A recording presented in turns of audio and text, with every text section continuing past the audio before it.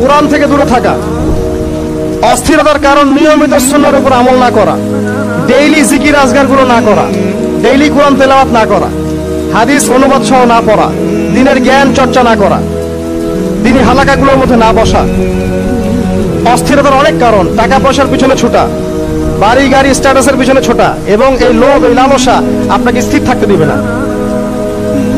অস্থিরতার কারণ এই যে আমরা বলি মেটেরিয়ালিজম, আমরা বলি বস্তুবাদিতা, এগুলো অস্থিরতার কারণ।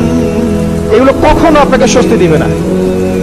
আপনি যত দৌড়াবেন দুনিয়ার পেছনে, দুনিয়া আপনার থেকে তত পালাতে থাকবে।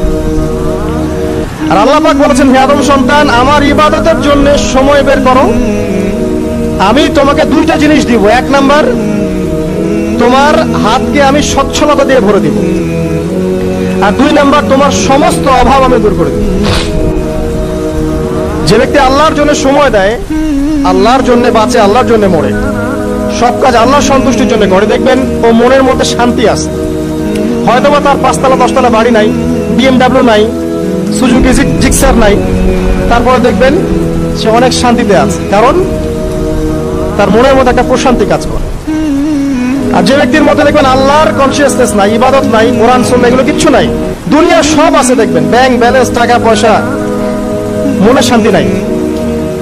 এই মনের শান্তিটাকে উসমান রাদিয়াল্লাহু আনহু বলতেন যে আল গিনা, মানে ধনাঢ্য, ধনী বলি না আমরা, এটাই হচ্ছে ধন, কিছু না।